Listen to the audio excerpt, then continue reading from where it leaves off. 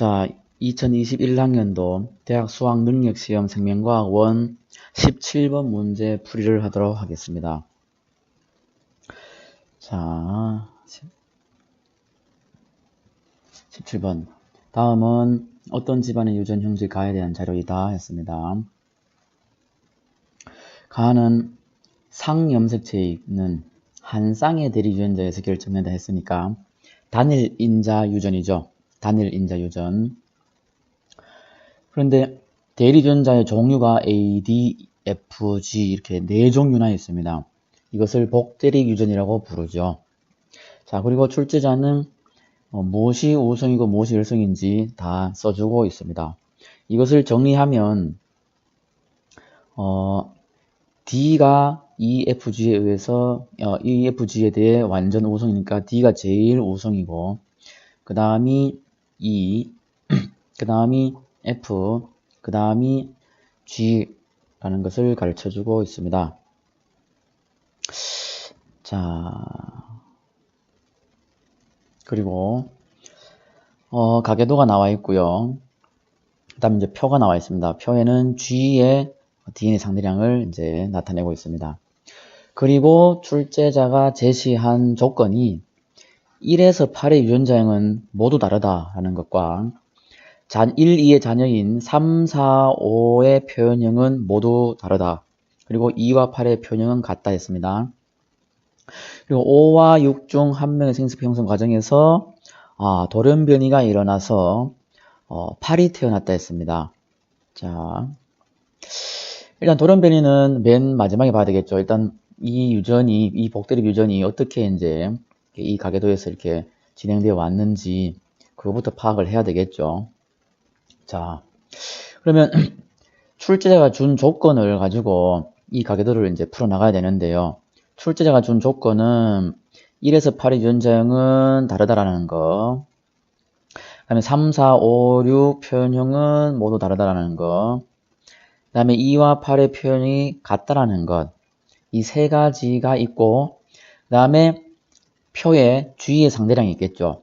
자, 선생님이 수업할 때에 어떤 실마리를 잘 잡으면 좀 시간이 걸리더라도 그 실마리부터 솔솔솔솔 이렇게 하나씩 풀어나가면은 모든 문제를 다 잘 풀 수 있다 했습니다. 자, 그러면 이 문제의 실마리, 맨 처음 실마리는 무엇이라고 할 수 있을까요? 주어진 조건이 표고, 그 다음에 1에서 8이 다 다르다, 표현형 다 다르다, 이런 건데, 1에서 8의 유전장이 다르다라는 이 조건은 너무나 경우의 수가 많고 다양해서 이것 가지고 먼저 풀 수는 없겠죠. 그 다음에 1번, 2번의 자녀인 3, 4, 5번의 표현형이 다르다라는 조건도 참 좋은 조건인데요. 대립 유전자가 4종류나, 그러니까 보통 이제 A, B, O 같은 이런 3종류면은 어느 정도 유추할 수 있는데 4종류이기 때문에 이것도 너무나 이렇게 경우의 수가 많아지고 다양해집니다. 그래서 좀 더 구체적이고 좀 더 확실하게 알 수 있는 그런 조건은 G의 상대량을 나타내는 이 표가 되겠죠. 예. 그럼 이 표를 이제 정리를 해보면은 자, 1번의 G의 상대량은 1. 그러니까 G가 하나죠. 1번은 G가 하나. 그 다음에 자, 2번은 나타나지 않았고요. 자, 3번은 G가 없습니다. 그럼 4번은 G가 하나고요. 5번은 G가 없습니다.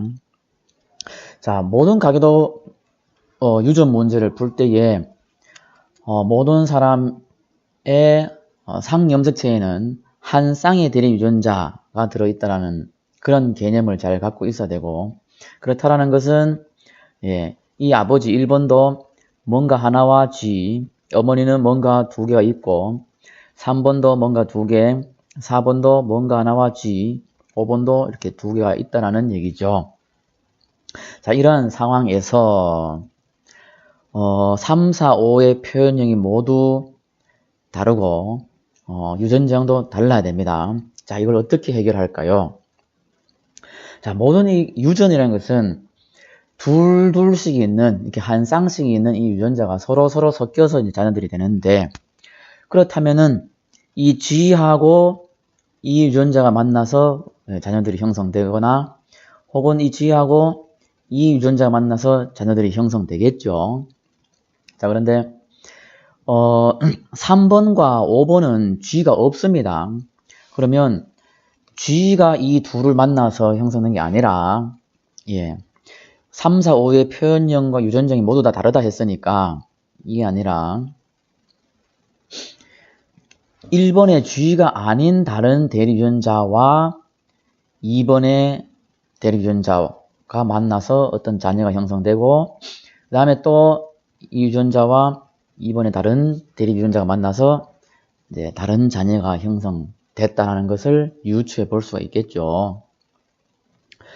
그래서 이렇게 만나서 이 자녀, 이렇게 만나서 이 자녀가 되는데, 자, 그러면 이런 상황 속에서 요 대리 유전자가 무엇일지 한번 생각을 해 봅시다.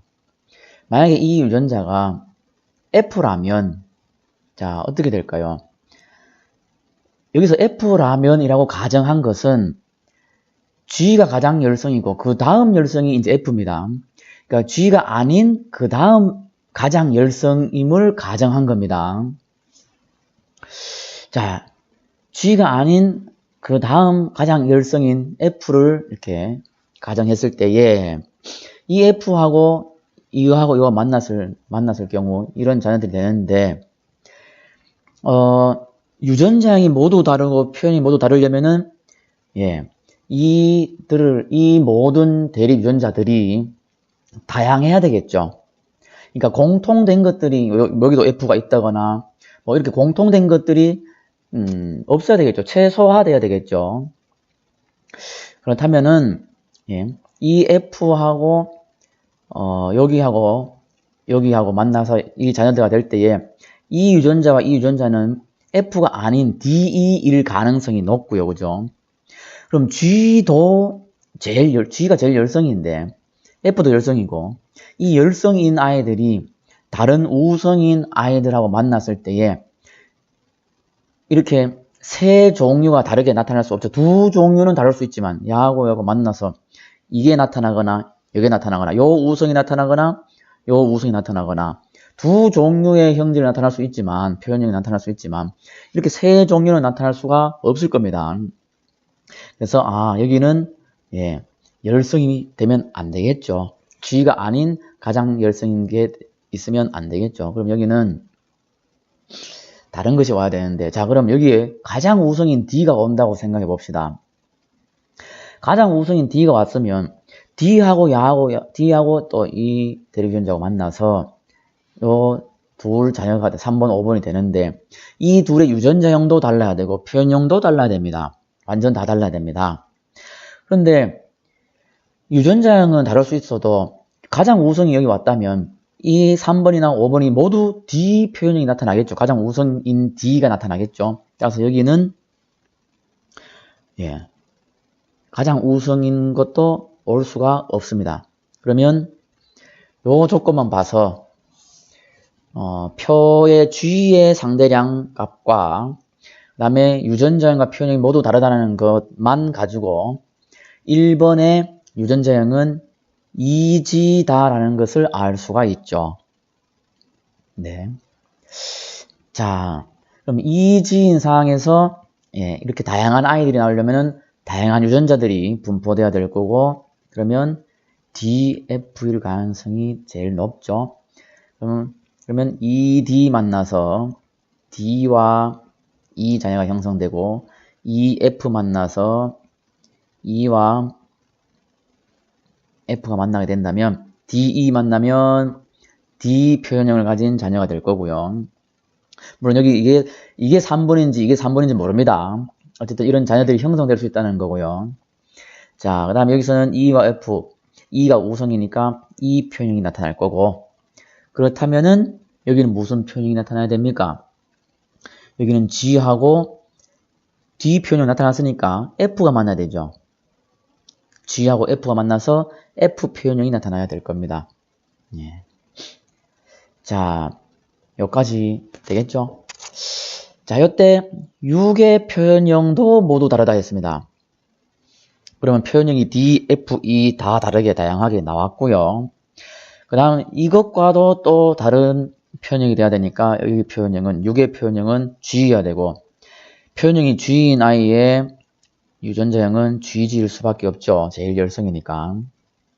자, 그럼 6번까지 됐고 8번은 돌연변이로 형성됐으니까 7번부터 알아봐야 되겠죠. 자, 7번을 보면 1에서 8의 유전자형이 모두 다 다릅니다. 그러니까 여기 있던 유전자형이 여기 나오면 안 됩니다. 그럼 EF와 GG가 이제 만났을 때에 EG, FG 다 있네요. 아, 이게 이제 여기 쓰긴 썼지만 이게 이제 5번이라고 쓴 게 아니라 아까 DE나 EF 자녀가 만들어질 수 있다고 한 거고, 예. EF가 3번 자녀에 해당되고 DE가 5번 자녀여서 DG인 자녀가 나와야 EG, 그다음에 FG, DG 이렇게 유전자형이 모두 다 다른 그런 아이들이 형성되겠죠.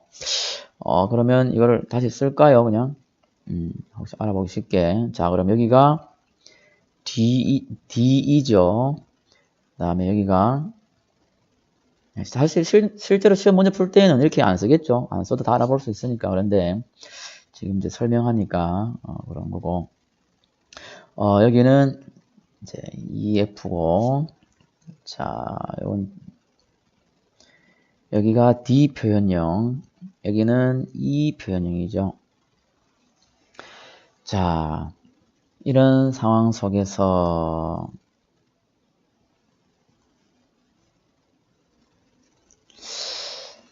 자, 5와 6 중 한 명의 생세포 형성 과정에서 대리준자 기억이 니은으로 돌연변이 일어나서 생세포 형성됐고 8이 태어났습니다. 자, 유전자형이 모두 달라야 됩니다. 1에서 8까지. 그럼 어떤 아이가 나올 수 있을까요? G가 내려왔다면 EG, FG, DG, G 다 있습니다. GG도 있고요. 그러니까 G가 내려와서 이런 8인 어떤 자녀가 나올 수가 없죠. 1에서 8까지 유전자형이 모두 다 다르다 했으니까. 그러면 여기서 이제 없는 유전자형이 뭡니까? 예. DF, DE고 DG고 있고요. 그리고 2와 8의 표현형은 같다 했습니다. 그죠? 예, 이런 조건들 잘 기억해야 되죠. 2와 8의 표현형이 같다 했습니다. 2번 표현형이 D죠. D. 그럼 8의 표현형도 D일 거고, 그럼 DE 있고, DF 있고, DE 있고, DG 있습니다. D가 다른 것과 만날 수 있는 건 다 했고, 그러면 남은 거는 DD밖에 없고, 그럼 D 하나가 물려지고, 그죠? 이렇게 물려지고, 이쪽에서, 6번에서 G가 D로 바뀌어서 D가 물려줘야 되죠. 네. 자, 그러면 문제를 한번 풀어보도록 합시다. 자, 5와 7의 표현형 같다. 이게 5와 7. 5도 표현형이 D고 7도 표현형이 D죠. 네. 둘 다 표현형이 D입니다. 같다. 맞고. A는 5에서 형성됐다. 예, 아까 5가 아니라 6번에서 G가 D로 바뀌어서 형성됐죠. 틀렸고. 자, 2에서 8 중 1과 표현이 같은 사람은 2명이다. 자, 1은 표현형이 2입니다. 2. 이 표현형이 여긴 아니고 이 표현형이네요. 다 아니죠. 이 표현형은 2에서 8까지를 친다면은 몇 명입니까? 예, 한 명밖에 없죠. 틀렸죠. 그래서 답은 1번이 됩니다. 네.